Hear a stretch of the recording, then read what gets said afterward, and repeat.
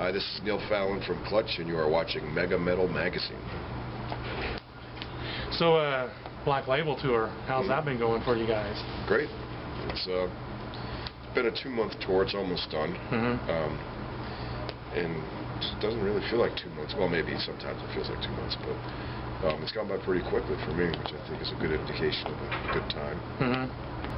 Now, you guys have been together like 20 years now, or something like that. Did you ever think that you would still be doing this 20 years after originally starting it? No. I mean, for years, I was under the impression that this was something I was going to do for a couple of years and then get the, quote-unquote real job.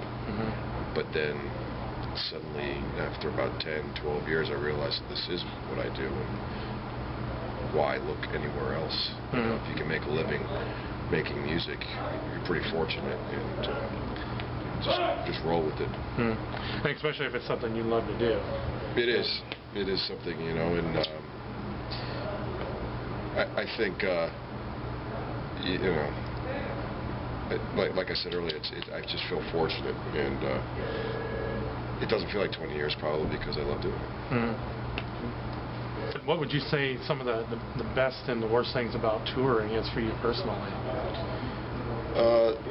Well, I think live performance is the heart of rock and roll. Records, videos, singles, all that's peripheral. The live show is what a band should do. So I don't think touring is, I feel, we're not the band that feels obligated to tour to support a record. We kind of put out records to support our constant touring. It's a great education. You learn more on the road than you will in any college, university, or book.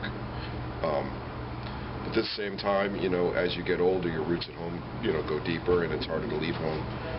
We haven't done a tour this long in probably close to 10 years. Wow. We usually do 4 to 5 weeks max. This one is almost 9. Wow. And we probably won't be doing a long one anytime soon. Having so much material to choose from, is it difficult for you to figure out what set list you want to do? We deal with that situation by having one man write the set list every night, and we go through alphabetical order. So first night of the tour will be Dan, and then John Paul, and then myself, because my name's Neil, and then Tim, and then we do it again. There's always a pool of songs that we choose from. I'm not going to put something on the set list that we haven't played 15 years. For someone who has never seen Clutch, one of the few people out there who's never seen you guys live before, how would you describe your live performance to them? It's bare bones rock and roll. We don't really have a whole lot in terms of production. We just go up there and we play our songs as best as we can, as sincerely as we can, and try to give people their money's worth. Try to play a long time. Kind of let your music do your speaking for you. Yeah, I'm not particularly adept at running my mouth in between songs. Nice.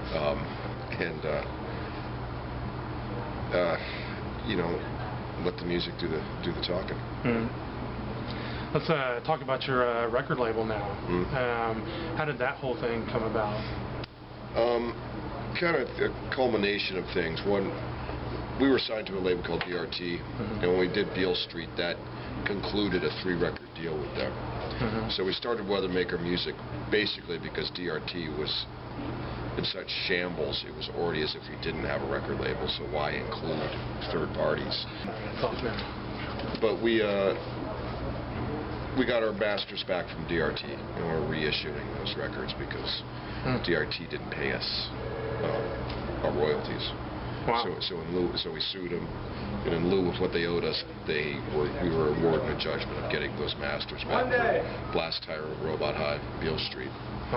And then, in this day and age, if you're given the opportunity to have your own record label, put out your own music, I don't understand why you wouldn't. I think there's some psychology out there that, like, if you're not signed to a label, that somehow that's a sign of failure.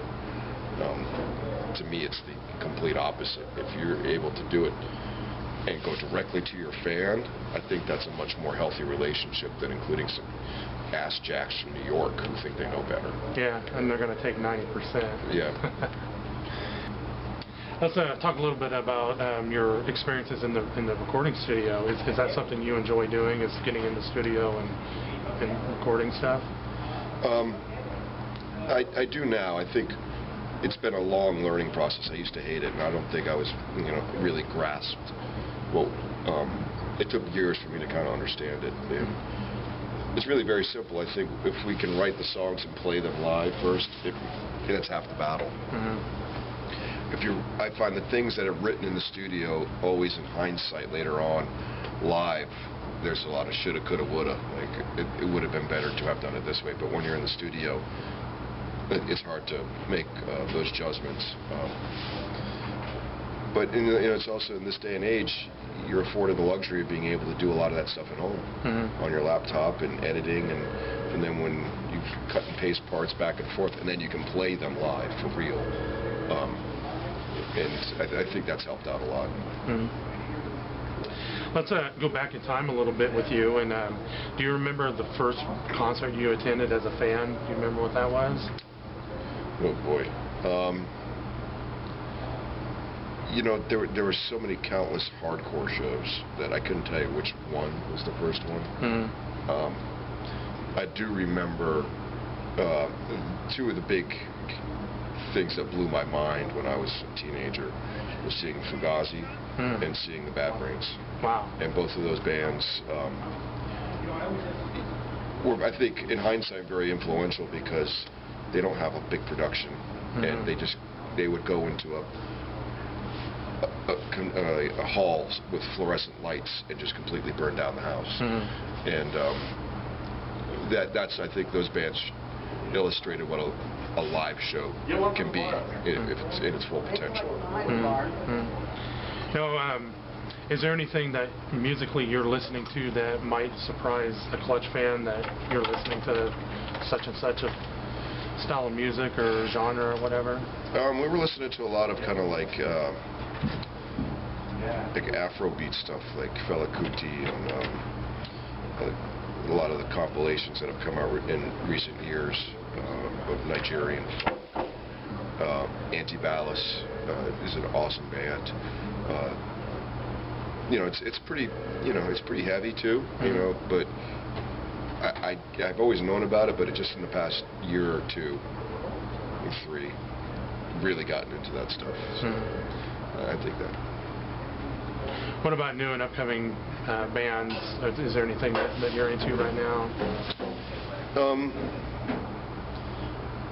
The only one that kind of immediately jumps to mind is we did a festival in Norway this summer, and there was a band called Shining, and they were amazing.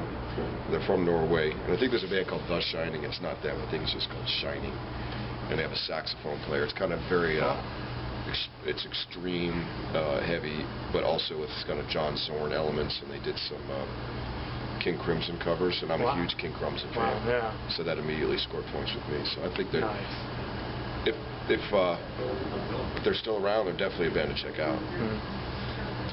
And on the subject of overseas, do you guys have any plans to go and do any touring overseas anytime soon?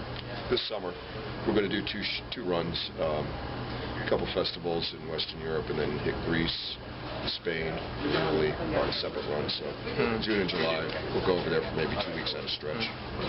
And how is the band received over there compared to like the American audience? The UK is great. Scandinavia is great. Germany's good. Southern Europe, not so much. I couldn't tell you why. It's just a tougher nut to crack. It might be a language thing. Whereas, Western and Northern Europe speak a whole lot more English. But, it's not that we're going to not try to play there. We're still going to try to kick down those doors as much as we can. So when can the fans expect a new full-length Clutch record? We're kind of just now beginning the writing process and sorting through some riffs we've been kicking around. We're going to continue to do that, and I would imagine when all is said and done, it'll be fall 2011 that the album will come out. Those plans always change, but that's kind of what we're shooting for. Okay, cool.